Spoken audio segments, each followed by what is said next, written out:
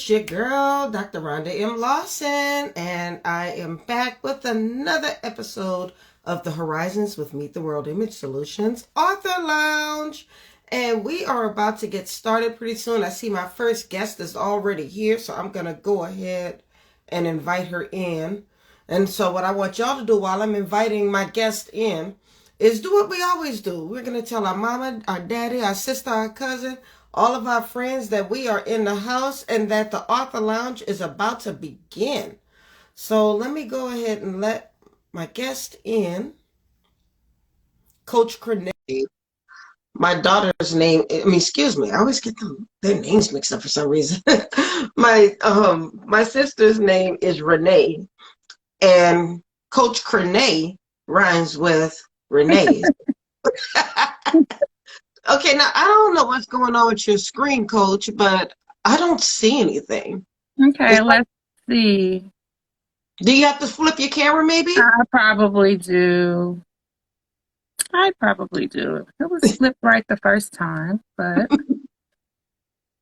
No. That okay. didn't work. So I'm not sure what happened. Let's see. Oh, there you are. Yeah, Can you see me now? see me? Yeah, see you. I can see you. Awesome. All right. So we are going to begin. And so I want to introduce everybody to Coach Crenee. You go by Coach Crenee, right? I do, yes. It sounds like you want to go by something else, though. No, my name is Crenee Salone, but I go by Coach Crenee.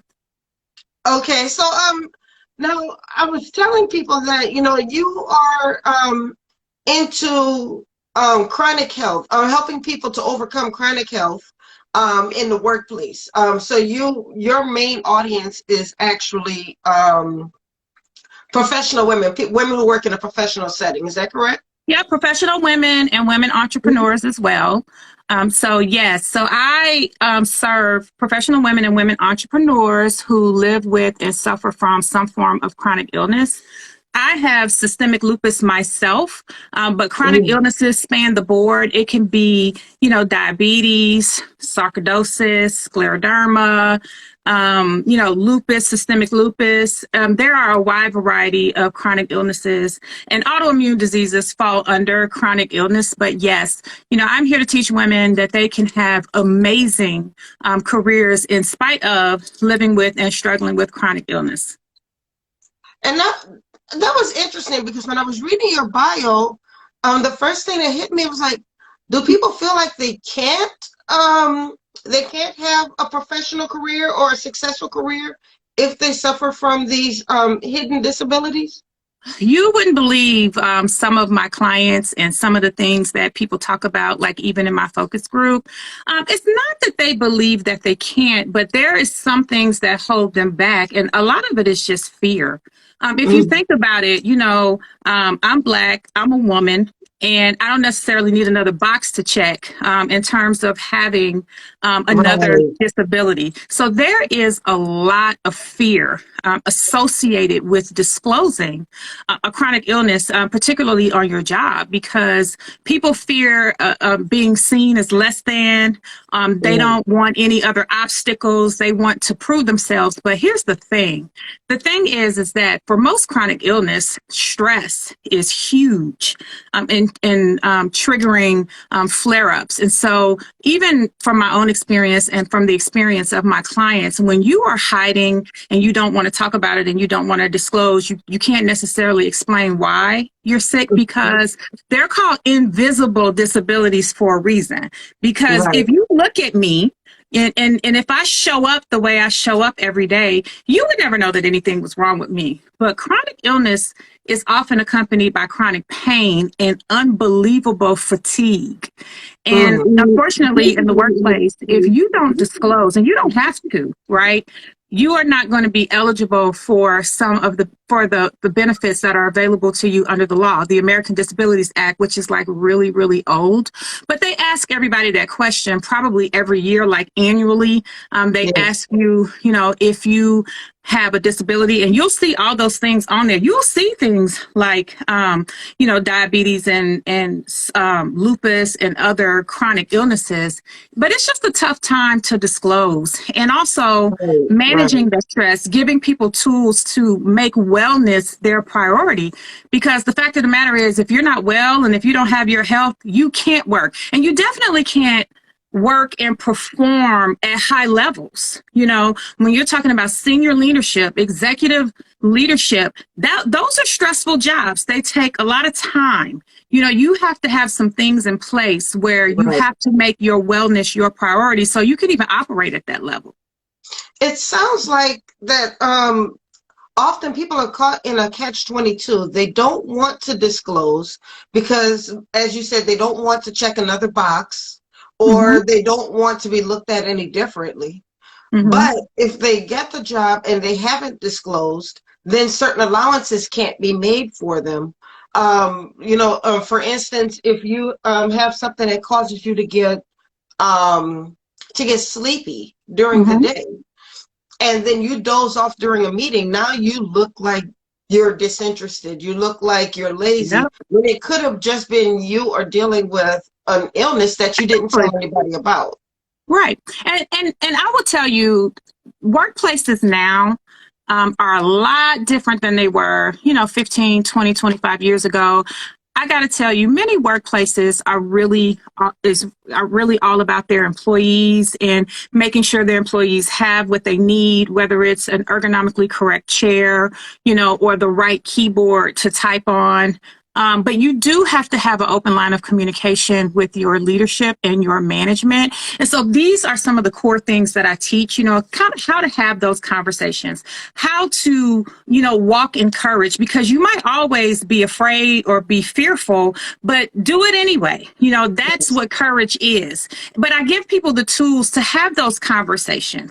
And sometimes, even if you don't want to officially disclose, it depends on who your leadership and your management is. Just the conversation with them, they'll be willing to accommodate what you need, particularly if you are a high performer and a good performer. So when you do have these bumps in the road and you may have some flares or you might get sick, they'll be there for you. When I first started in my career, there were a lot of things that I didn't even take seriously about the lupus. Like, I would look at my doctors like they were crazy when they said, you have to avoid the sun. The sun is Right, not your friend. The sun will trigger certain activity with the disease. And because I was young and it didn't make sense to me, I was like, whatever. So then I go on vacation, all up and through the sun, no sunscreen, no hat, no nothing. And then I come back and be sick as a dog. And I mean, mm, can't get up, need a vacation from my vacation, and struggling, to explain to my job why I can't work. And they know I just came from vacation and they're looking at me like, you probably just partied a little too hard. You probably just overdid it, partied a little too hard, drank a bit too much. People are left to make their own right, assumptions. So what right. I And teach my if you're not clients, honest. Hmm. yep, what I teach my clients is that you have to tell your own story. Don't let anyone else tell your story for you. People are gonna make assumptions anyway, right? Yes. But if you have the proper conversations, make the proper disclosures with people in the workplace, it makes it that much easier. And also, I'd like to, go into a lot of companies. It's not just for people who have chronic illness themselves. It's for the people who have to deal with us, right? It's for Right. the leaders. It's for the management. It's for the companies to understand who we are, what we deal with. Is this population of your workforce very productive? And so it's just teaching tools all around. Okay, now you are not saying this just because this is something that you read up on. This is something that you lived. You mentioned that you have lupus, but you have Yeah. also worked with Fortune 500 companies as well. So you've come from this corporate background. Can you maybe share? You don't have to go into specifics. Can you share some stories of what you've seen for people who may have been dealing with something like this in the corporate setting? And is that different from somebody who may work a blue collar job? You know, I wouldn't say that it's different. But I would say that if you work a blue collar job in the sense that your body is your instrument, it's even that much more important that you Mhm. get the tools to have these conversations and have the courage to disclose. Because if your body is your tool and you wake up one day and you can't move your fingers, that happens to me a lot. Or I don't have use of Mhm. my left arm, or my knee is swollen, or my ankle is swollen, but I work on a line, or I work at a manufacturer's, that can really pose a problem. Being in a corporate setting, they pay me to think, right? So Yes. I'm sitting in front of a laptop, I'm typing, I could break both my legs and everything could be swollen and I could still work, as long as I could think. I might have to power through. But I would Mhm. say that those are the differences. But the tools that I teach can be used whether you're in a corporate setting, because the bottom line is, part of the main foundation and one of the tenets of my tools is just your overall wellness, right? Is to enhance the quality of your overall life.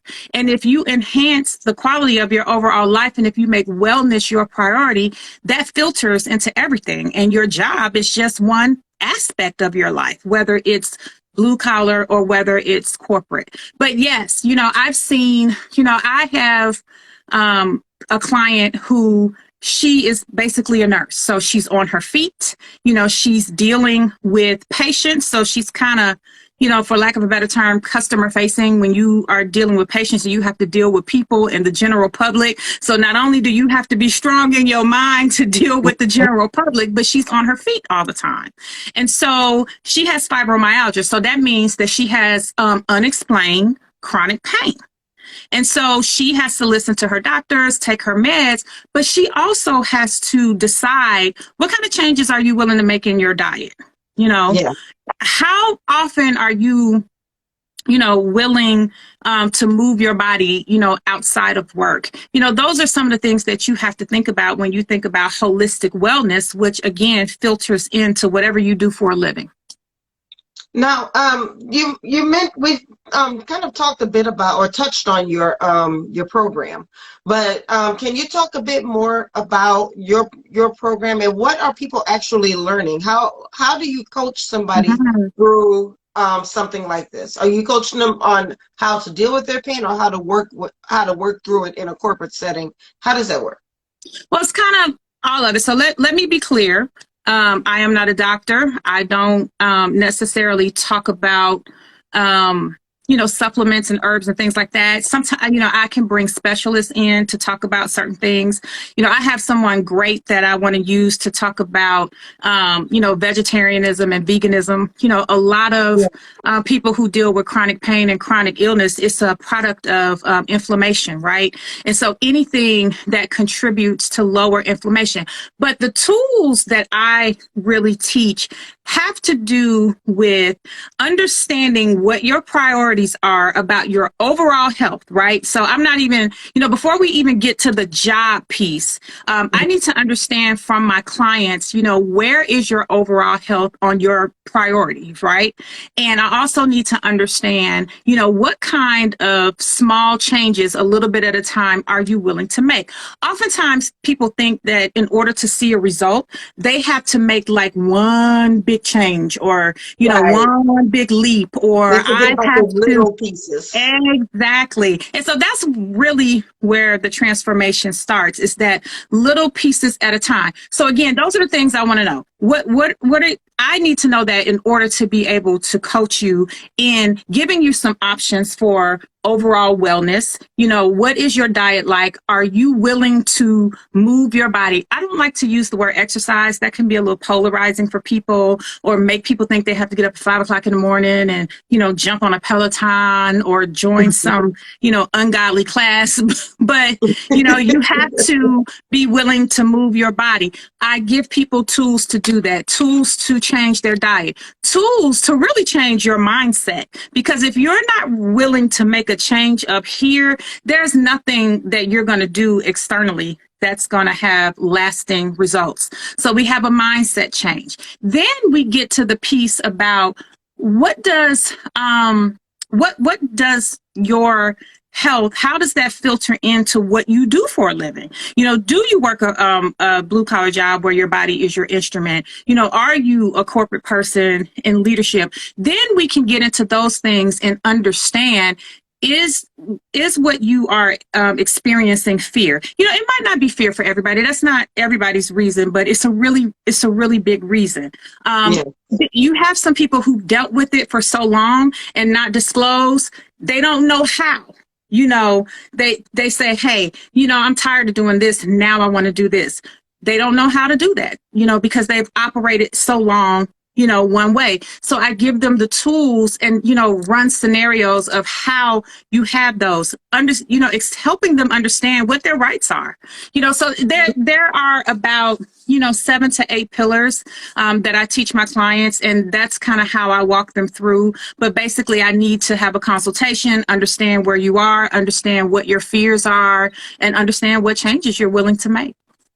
Now, what do you say to a person who would ask, why do I need a coach for something like that? Isn't this something that I can learn on my own, or something that maybe I can learn as I go? Why do I need a coach for something like this? Absolutely. Well, it's the same reason why you would need a coach for anything. You absolutely can do it on your own.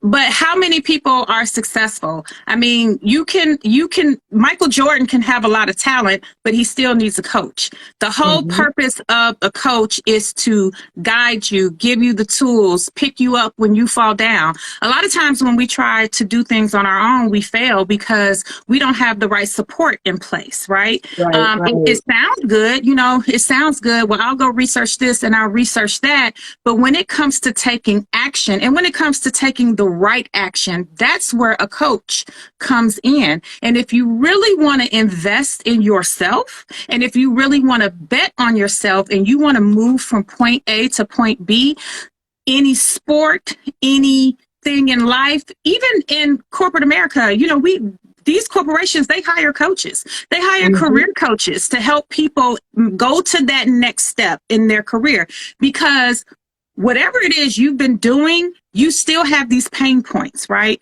You still have well, I don't know how to have the conversation with my boss. I don't know how to change my diet. I've been doing this for so long. You know, I don't know how to make wellness my priority when I have 3 kids and a husband, and I'm on the board of this, and I really don't know how. Well, in comes Coach Crenee. You know, in comes the coach. So those are the reasons why people should, if they really want to move from point A to point C and possibly point D and E, invest in themselves. Getting a coach is an investment in yourself. Absolutely. And you know, it's probably one of the best things that you can do if you are truly serious about seeing change. Absolutely. Now, how do you find your clients, or let me rephrase, how do your clients find you? That's really what I want to say. Yes. And you know, it does that pendulum definitely swings both ways. But my clients can find me on Instagram at Coach Crenee. I am on Facebook at Coach Crenee. I have a YouTube channel called Introducing Coach Crenee. And I also have my website. My website is creneesalone.com. It's www.creneesalone. So my name is like Renee with a C in front of it. And my last name is spelled like alone, like leave me alone, with an S in front of it. It's Salone. So, yeah, I went to your website. Your website is absolutely beautiful, and it's very inviting. well, thank you. So, yeah, so that's how people find me. I like to strategically place myself at women's conferences. I did a really great women's conference here. I live in Dayton, Ohio, and there was Women in Business Network. It's WIBN, and it's sponsored by the Better Business Bureau. And so I like to go to women's conferences and speak and have vendor tables. And I try to be strategic about how I reach out in the community. But hopefully, you know, people will find me. And yeah, so that's how my clients can find me. So do you work with or do you have a preference as to the people you work with? Do you work with people only on a corporate level, or anybody who may be dealing with a chronic illness? And I'm open to, but what I would say is that you have to be working, right? So, if you are a working person and you know that you have to be well, you have to show up, you have to be on point, and you have to be responsible. Those are the types of women that I'm looking for. Because let's face it, there are some people who are sick and that are dealing with chronic illnesses that are not well. They're out on disability and they're not working. right, And so that is, that's not that I won't work with them if they want to work with other aspects, how to change their mindset, how to bringing in some other holistic things. But primarily my target audience are professional working women who know that they have to take care of business and they can't. You can't right, take care of business unless you are healthy. But I know several people, I have family members where, their illness has gotten them to the point where they can't work, and, they're out on full-time disability.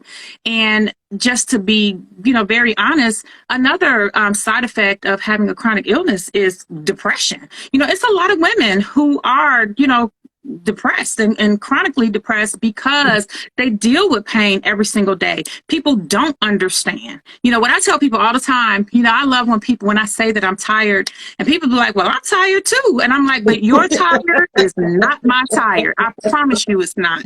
When yeah, I say I'm tired, it is not the same when you say you're tired. My yeah, tired is like me carrying 2 tons of bricks on my back. My tired is that I have to walk up my steps sometimes one step at a time, and it could take me every bit of 5 minutes to get upstairs. mm, My tired is when I try to get out of bed and my brain tells my body to move, and it is a serious slow motion delay of when my yes, body actually moves. And can you imagine how people used to treat me when I was in my 20s? I was diagnosed when I was 23 years old. I was in my mm, last semester of graduate school, and I actually went out on a graduate internship for that summer. And I got really, really sick, and I was in the hospital for over a month, and it took them 3 weeks to even tell me what was wrong with me. They didn't even know. So wow, I had 2 heart surgeries. I had a collapsed lung. It got real bad before it got better. But I came out of the hospital 2 days before my 24th birthday, and I had people tell me all the time, oh, you're too young to be tired. You're too young to be sick. Oh, what are you complaining about? You're too young to have, whatever they say. So, that's a frustration as well. People lack empathy because they don't understand, because a right, lot of it is invisible. And then when they see small things like I don't walk as fast, they get confused and then they ask what's wrong. So it's not like I'm in a wheelchair or something that's visible. It's invisible, and it's a lot of stigma that comes with that.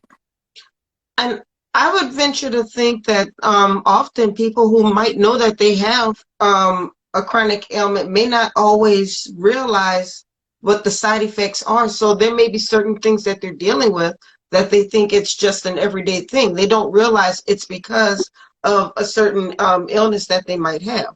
Right. It oftentimes it takes a lot of women till they're almost falling out and dead to Mm, realize that something is actually wrong with them. I mean, the same thing happened to me. Youth will cloud your judgment. Youth will make you think that you're invincible. And when I first started having symptoms, I just explained everything away. Like, I couldn't tell you why my arm was hurting. And then I'd say things like, oh, I must have slept on it wrong. I must have uh, slept on my arm, right? yes. My knee would be swollen. I would have no idea why. And I would say things like, oh, I must have bumped it when I got out the car, right? And then when other strange things started to happen to me, like, it kind of hurt to swallow, and I was having what I thought was kind of like gastric. Oh, I need to change my diet. I need to not eat this, or I need to take some vitamins. My mom used to ask me all the time, are you drinking enough water? Are you eating enough vegetables? You Mm, start to convince yourself that it's you, yeah. especially when these things start showing up, and mine got progressively worse and worse and worse. And then it landed me, you know, in the hospital. And it was just this whole big deal. But yeah, exactly what you said.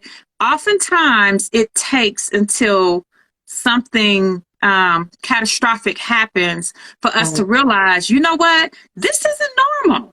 This is not a part of my, everyday life. My arm shouldn't be hurting. My knee shouldn't be swollen. I have no idea why I can't, So swallow. we shouldn't be powering through things, and then we have to know Yes, to ask the right questions when we do go to the doctor. Because I'll tell you, there have been times I've gone to the doctor and I felt like I was being rushed through.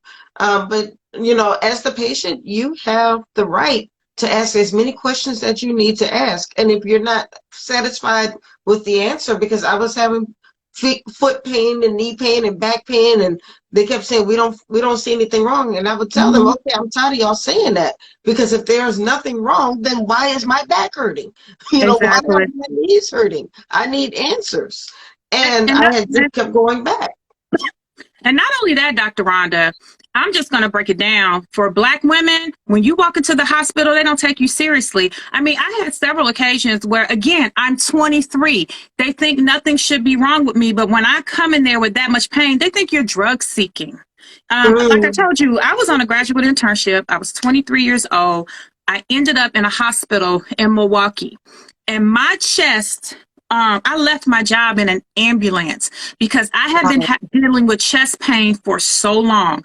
I went to one doctor. He told me, well, she probably sprained some muscles in her chest, or something like that. Or well, I went to the doctor and my chest was hurting so bad. She literally told my management, because again, I left the job in an ambulance. So my manager is with me. I am his responsibility. I'm a 23-year-old intern. And she said to my manager's face, I think she's overreacting. Wow. I think she's overreacting because she didn't want to give me any pain pills. And then, 3 weeks later, I was in the hospital for a month. And so many people's health gets affected that way, and then their mental health as well, because you're physically still able to go to work, but now you don't want to speak up because you don't want people to think that you're complaining, or you're trying to fight through certain ailments because you don't want to look crazy on the job. And there's just so many things that go along with that. I can see why you have this coaching program. Oh, yes. And I will tell you, I have to tell you. So there was again, me being so young, there were these two women on my job who literally told me after the fact that they thought I had, because I was losing weight because I wouldn't eat. It hurt so bad for me to swallow. And you know what I found out? I found out that my heart sac, my pericardium, which is your heart sac, was so full of fluid and swollen that it was literally obstructing my esophagus. And I was light anyway back then. I'm tall, I was thin. I couldn't afford to lose any weight. They told me that they thought that maybe I was on drugs or something. Again, because I didn't know what was wrong with me. You couldn't have told me that I would have landed in the hospital for over 30 days and had, 2 heart-related surgeries and had all this. So you could have told me that. I just thought I pulled some muscles in my chest. I thought I needed to drink more water and eat more vegetables. But they told me after the fact, they was like, she might have a little problem or what. Because I was losing weight because I wasn't eating, because I couldn't swallow, and I have pericarditis, which is inflammation of your heart sac. I had pericarditis with effusion, and effusion is the fluid. And I had pleuritis. My lungs were inflamed and full of fluid. And I was just a hot mess. And everybody was looking at me. Everybody was watching me. Everybody was like, what's wrong with her? I'm walking around here losing weight. I'm dragging. I'm breathing hard. I couldn't breathe because my chest was hurting. And it was a whole lot going on. And again, I'm powering through, not because, again, at 23 years old, it wasn't because I knew something was wrong with me and I was powering through. I was powering through because I felt like that's what I was supposed to do. These people hired me, to come in here. Yeah, these people hired me to come in and do a job, and I have to impress them, and hopefully I'll get a job offer at the end of this. But yes, I've been through a lot. And so I feel like I have a lot to offer my clients. I can teach them what I did to overcome that, to understand what is important, because even at 23 years old, that's a hard lesson to learn when nobody thinks about my wellness and my health, because you think you're just entitled to it and you think it just happens. Right. But you have to be aware of those things from the start. Absolutely. Unfortunately, we've come to the end of our time, but first of all, you've got to go ahead and get that book out there. I know. That's my next move. I'm working on it. I'm working on it, Okay. and I'm gonna be calling on you, Dr. Rhonda. But I'm working Please on it. do. Please Well, do. well, I really thank you for the time and the platform. This is awesome for me. Again, I'm Crenee Salone. You can go to creneesalone.com or Coach Crenee on all my socials. Well, thank you so much for joining us tonight. And thank you for sharing your story. Your program sounds amazing. Once the show is over with, I will be posting the link to your website Mhm. onto the Meet the World Image Solutions Facebook page, and I'll tag you on that. But we want to make sure that people really know about your program, because I know that there are a lot of people out there who may be suffering in silence who could use a program like this. Yes, well, thank you so much. And you have a great rest of your evening. Thank you. And You I'll too. see you. Bye. Bye. All right, all right. So that was Coach Crenee Salone, and somebody's trying to join the live, but you are not my next guest, so I'm not able to let you in. But hopefully, Miss Marva is around. Let's see. I'm gonna go ahead and send her this invite. Okay, there we go. So Miss Marva should be popping up. There she is. Hey, Miss Marva. Dr. Rhonda. How are you? I'm doing great. That's good. I mean, people trying to get into the live, and I'm like, I can't let y'all into the live. Hi, people. Well, thank you for joining me on Horizons with Meet the World Image Solutions. This is the Author Lounge, and what I'd like to do during this time is get to know authors and small business owners. So the last coach, I don't know if you got to hear a lot of our conversation, but she works with people who work in a professional setting who have chronic illnesses. She's a lupus patient, or she was a lupus patient, and so she knows how to help people to get through their corporate lives, or even if they work blue collar, and be able to deal with their chronic illnesses at the same time. And I thought this was a great show because we talked about chronic, but you also talk about more holistic health and weight loss and things to that effect. So can you tell us a bit about your platform? Okay, I listened to the, thank you for having me, by the way, Dr. Rhonda. Thank you for I being here. listened to the entire talk with Coach Crenee, and really I could say ditto, ditto, ditto, and not even say anything. Uh, my name is Marva Riley. I'm a registered nurse for over 24 years. Mm, And I too, at the age of 38, was plagued with chronic illnesses. In fact, I was diagnosed with a very serious, life-threatening heart issue called cardiomyopathy. And mm, at that time, I also was suffering from depression issues, anxiety issues. I was going through early menopause, maddening migraines. I too had a joint and muscle pain, H. wow. pylori, irritable bowel syndrome. Like she said, I was a hot mess. And I And were too, you a registered nurse at that time when you were going through this? I was a registered nurse Mm, in intensive care for years, and I became the patient. wow. I became the patient, and I too was not properly managed by the healthcare team. You know, they at first, when I was having a lot of these symptoms, I was having the shortness of breath. also, like Coach Crenee, and they told me that I was going through early menopause and all of that stuff was in my head. And it was actually a nurse practitioner that diagnosed me with cardiomyopathy. So because Wow. I was on both ends of the spectrum, the healthcare provider and the patient, I developed a passion, a deep desire to show people, to show everybody, my readers, anybody who would listen to anything I have to say, that no matter what health issue you're going through, there is hope. Because I was able to embrace a holistic lifestyle, changing my diet, incorporating exercise, good sleep, etc. That I was able to reverse every single one of those health issues. Now, see, that I've heard people say that, and I do believe it can happen. But I think that often when people who are suffering from diabetes or other type of illnesses, they think that it's too hard, that they have to change everything about themselves in order to do that reverse. Um, is that true? I mean, I know you have to put work into it. It's not just going to happen.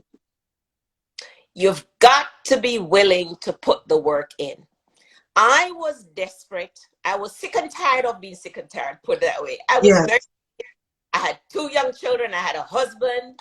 I enjoyed life. And I was just sick and tired of not having any energy, not feeling well, having headaches every day, short of breath, can't breathe. So I was Mm. do the work. And when I started doing a lot of research on YouTube, reading books online, um, there were so many testimonials of people who had even cancer, even Wow. and were able to reverse these major health issues because they were willing to put the work in. So I was willing to put the work in. And in fact, I'm from the Caribbean where we're meat eaters, but all of the research and the testimonials that I read and listened to talked about embracing a plant-based diet in order to eradicate all those health issues. And so that's what I did. I embraced a plant-based diet, and over maybe 6 months or so, after a lot of slipping back, and starting again, back, Okay, I'm glad you said that. It wasn't a perfect 6 months. a lot of sliding back, but eventually I transitioned to what I call primarily plant-based diet. I eat about 99% plant-based. Once in a while, I'll have a piece of salmon or a can of sardine or a couple of eggs or something, but that's like 99% of the time I eat a whole food plant-based diet. Now, how is that difficult to start? Because as you said, being from the Caribbean, you're a meat eater. Was this something that you just kind of started cold turkey, or did you have to work your way into it? I had to work my way into it. I didn't even understand what to do, to be honest with you. We're not from a culture where we're eating salads with our lunch and our dinner every day. Well, I mean, we had salads on Sundays. That was it. So I had to learn how to eat properly and how to eat healthily. I had to learn Yes. that white rice is not healthy, that white bread isn't healthy, that a Yeah. pork chicken is not healthy, and sugar in my coffee isn't healthy, that kind of a thing. I had to learn, unlearn the old way and learn the healthier new way. But when you're desperate, Dr. Rhonda, when you're really, really, really desperate to take back your health and to get off, if somebody's on insulin, for example, I was on several pills, for example, and I did not want to live on pills because pills have a lot of negative side effects. Yes. Yes. So I was willing to do the work. And I have a Facebook group, and I say to my group members, I say, you have to deal with this. You have to be willing to do the work. But if you're desperate, if you're sick and tired of being sick and tired, you will do the work. Absolutely. So now, for me, I've gotten into juicing, and that was my way of getting all of my fruit and vegetables. So I just throw all my fruit and my vegetables in my juicer, and then make it nice and smooth. And that's what I drink for the next couple of days until it's time to juice again. And for me, I've been really happy with the results because I've seen my skin has gotten brighter. I even saw that my scale, the scale moved to the left a little bit. So that was one of the things that I wanted to do. I don't have diabetes or high blood pressure or high cholesterol, but I want to keep it that way. And Yeah. I guess that's my next point is that I think sometimes when people feel like they're healthy, they don't have to make these changes. But in order to stay healthy, especially as we get older, I'm going to be 50 in what, 8 months, something like that. I want to make sure that I'm healthy. I don't want to be the 50s that we've seen in the past where, where people were ailing and maybe they looked older. I want to stay young. So I want to keep doing what I have to do that. I would say not the 50s of the past, because I think the like when my mom and my grandmother, when they were 50, they were in pretty good They health. were looking good. Yes, the Yeah, 50s. that's what I'm talking about. But they were probably eating right, though. They were eating right. They were walking.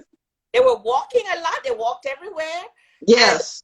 so they made sleep a priority. They actually practiced holistic health, and they didn't know that it was called holistic health. Now, And what is holistic health? Because I think that that's a term that often gets thrown around and people may not always understand it.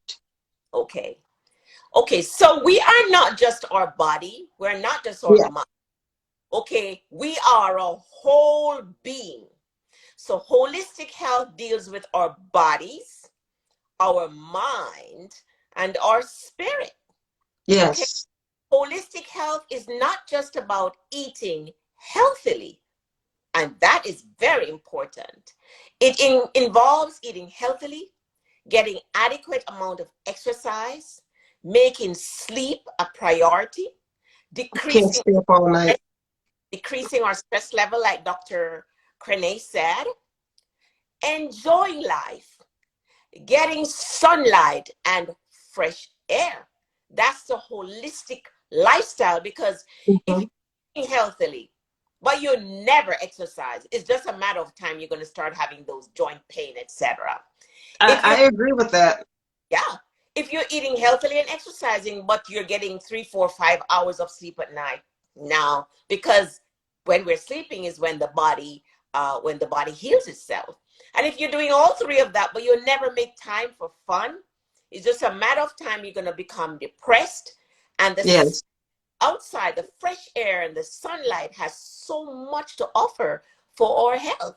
So that's the whole I life. think holistic health, from what you're saying, is us really enjoying life, getting out there and breathing some fresh air. Because in this day and age, post-COVID, we stay inside so much.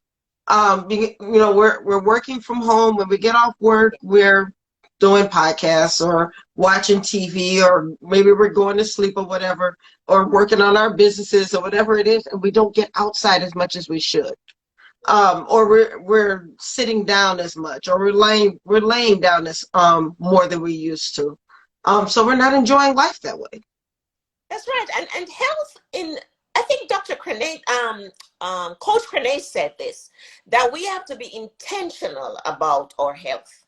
Yes. We have to be intentional about what we eat, because eating healthily is not necessarily a norm for most of us. We have to be intentional about exercising. We have to be intentional about going to bed early or at a decent time. Like if you have to set your clock to alarm to go to bed at 10 or 11 o'clock. Yes. So we have to be intentional about our health, because you know what, Dr. Rhonda, whether we want to believe it or not, our health is really our only wealth. I Because like like that. Can you say that one more time? our health is our only wealth. Yes, yes, yes. I like Like that. the coach said, when you wake up every day and you can barely move, and when you wake up every day you have all these headaches, and you have to be giving yourself insulin, or you have to be taking 10 pills for your blood pressure, your heart, or whatever, that's not wealth really. And also, even if you have health insurance or you have a lot of money, it's just a matter of time, if you're very ill, that you're going to use up all that money. Okay. Mm-hmm. And we all know of Steve Jobs, multi-billionaire, okay, who died at a young age. Really, I'm not sure if he got to enjoy a lot of his wealth. So Yes. you wake up every day and you feel good in your body and you look good in your body and you have peace of mind and you love the way you look. That's your real wealth. I love it. I love it. Now you have two books. I want to make sure we give some time to talk a bit about your books. You have well, do you have them with you? I sure do. I knew you would. So yeah, that was the one I was thinking of. The Eat, Sleep, and Meditate. Can we talk about that one first? Yes, I wrote Eat, Sleep, Meditate, A Nurse's Guide to Health in 2020. And that's because I wanted to show folks who read my book that no matter what health issue, no matter what health challenge, no matter where you are on your health journey, no matter what challenge you have, there is hope. Because when I was diagnosed with the heart disease, my cardiologist told me that if I didn't have a heart transplant, I probably would. Okay? But I wanted to live. So I want to show my first book it's a memoir of sort. It tells a story of how I was deathly ill, what I did to now at 60 years old enjoy my best health, to now at 60 years old being at the ideal weight, for example. I have some recipes in there and the steps to holistic health and healing. My Well, second, first of all, you don't look 60, so you've got to be doing something right. So I'm going to have to go ahead and get this book. I know you follow me, Dr. Rhonda. You've got to look at one of my posts on Instagram where I ran up hundreds of steps downtown Augusta near where I live. You've Oh, got see, to. I have bad knees. I can't be doing that. So did I. So did I. And believe it or not, a lot of times that knee pain, joint pain that we have is due to inflammation. And the, Mm, and the inflammation, a lot of times that inflammation is due to what we eat or what we're not eating. So once you clean up your diet and get rid of some stuff like the heavy sugar, the heavy fat, the heavy um, empty carbs, that kind of thing, start drinking more water, you'll find that a lot of the pain that you used to have, because I had knee pain, I had plantar fasciitis, I had hip pain, I had back pain. But once I cleaned up my diet, the inflammation cleaned up, and I no longer have joint pain. yeah, but that's not fun. I mean, who wants to eat with no sugar and salt? No, no, no, it's not that you don't eat salt, okay? I cook with salt. You cook with salt. You just don't Yeah, add, and you don't have the potato chips and those salt-heavy foods. And it's right, right. don't use sugar, but instead of 6 packets of sugar in your coffee, for example, how about one? Mm-hmm. That's what I mean by and if you're gonna eat bread, why not eat like multigrain bread instead of white bread? And if you're gonna drink, why not have water with some lemon or some fruits in it instead of soda? Yeah, That I'm with you. I was just speaking for those other people. I'm good.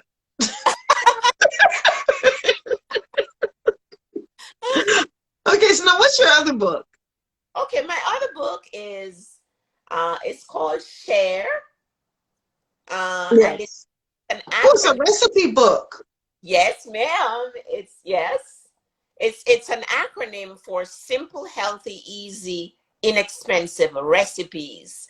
Now, how I was inspired to write this book is that I'm always whipping up these simple, healthy, easy, and inexpensive meals every day in my kitchen. I'm like an alchemist, a pinch of this, a dash of that. And every day it tastes so different. So my husband said, my God, you've got to put these recipes in a book. And I also was posting my dinner and my breakfast and stuff on social media. And everybody's Mhm. all asking me, what's the recipe? What's the recipe?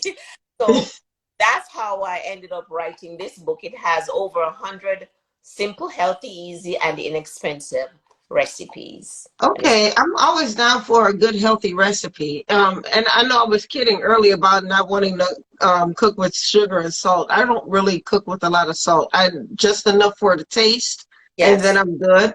But I think some people forget that when we eat healthy, you can actually eat more. I mean, because if you're eating fruit and vegetables and you're watching the grease and all of these things, you can probably have a bigger plate of healthy food instead of a smaller plate of greasy, fatty foods. that's So right. if eating is your jam, eat healthy so you can eat more and not put more calories on you. 100%, Dr. Rhonda. In fact, I don't starve myself. Um, Yeah, that's because of what I eat, and also, in all honesty, I don't eat at night because that's a bummer. With if you're trying to lose weight and keep it off, you've got to eliminate the night eating. yeah, But during the daytime, girlfriend, I eat till I'm satisfied.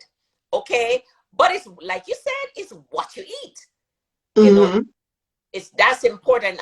A calorie is not a calorie. If I eat a large baked sweet potato, for example, it's not the same as eating a large bowl of white rice right, right. or donuts, for example. It just isn't. Well, I will say this, but there are so many weight loss plans and different diets. You know, there's the keto, the alkaline, the this, the that, and that people are getting confused, like what is actually the right thing for me? And then they start to wonder, okay, I'm doing all of this and then I'm not seeing the changes as fast as everybody's saying I should. Because you'll see people who say, oh, I lost 100 pounds in 2 months, you know, and so somebody else tries to do the same thing. I'm being a bit facetious, but they'll try to do the same thing Mhm. and they don't see that rapid weight loss, so they give up. So what do you say to people like that who maybe are not sure what type of diet or how they should eat right, or somebody who maybe eats carrots and then somebody else says carrots are bad for you, and then the next question is, okay, well, when do I know whether it's working for me, or should I give up if I don't see it working, or should I try something else? Mhm. Well, it's such a great. I'm happy that you brought that up because I'm actually in the process of writing what's called a sustainable weight loss book, because there's so Mm, much confusion, and every January people make New Year's Eve, New Year's resolutions, and yeah. within 3 months or so, they say, forget this nonsense. So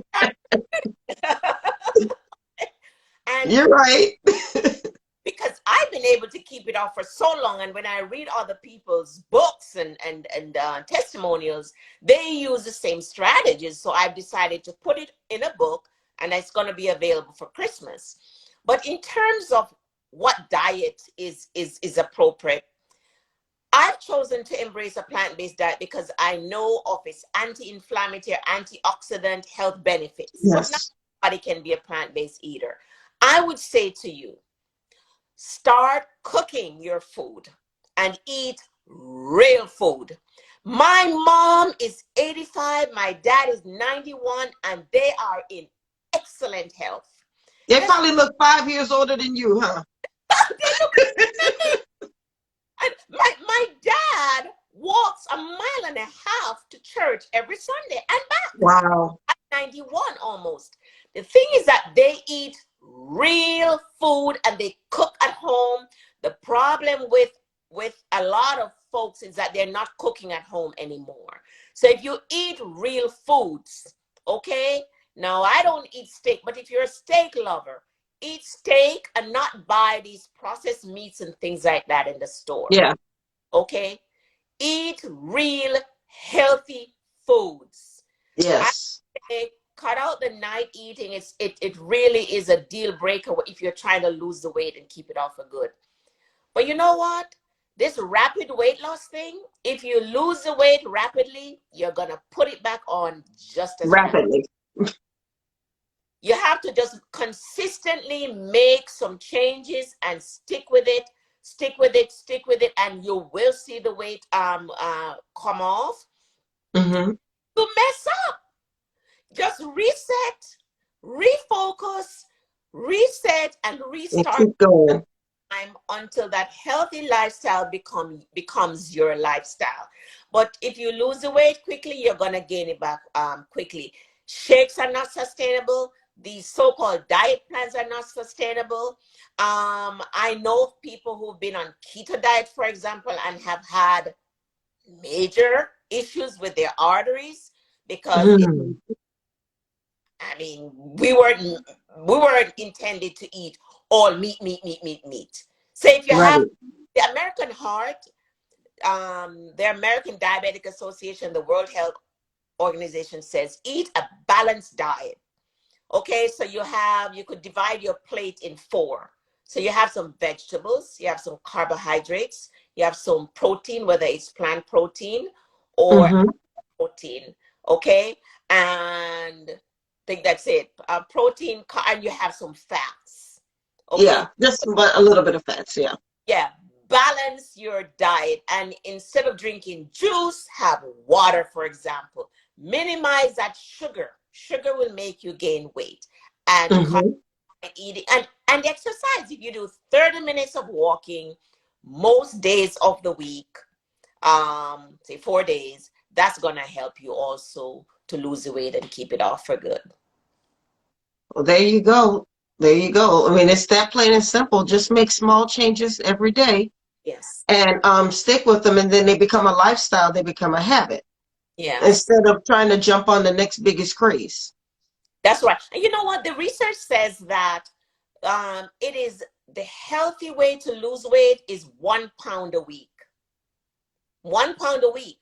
So anybody that promises you to lose 30 pounds in 30 days, for example, don't believe them. Just change the way you eat. Start eating more vegetables. Vegetables are low in calories. Make sure you have Mm-hmm. protein, whether it's meat protein you decide to eat, or I eat plant protein like beans and nuts and seeds and things like that. Cut out the night eating, get some exercise. If you do not sleep well at night, that's gonna affect your weight loss strategy, because you're up at night, you're gonna be picking and picking and picking, and you gain that weight and it sits on your tummy. So it's important to get adequate sleep also. Quick question before we run out of time.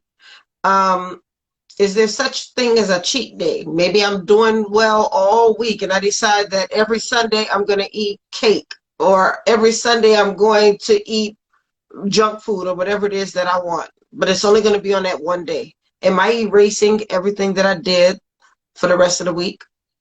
You could. It depends on the pizza. If you eat a whole pizza and you're getting 6,000 calories, I'm just using a number for example, it's going to take you months to work off that 6,000 calories. So if you're going Yes. to have pizza, have one slice of pizza. You know what I mean? If you're going to have cake, have one slice of cake. Cheat days are normal. You can't deprive yourself of everything that you like, because you're not gonna stick to your healthy lifestyle. But it's the amount. Like, don't go drink a whole bottle of wine, for example. You could have one glass of wine, have one or two. People do. Have one, Don't come for my wine, Doc. maybe one or two drinks. Okay, fine. Well, as long as I can have some.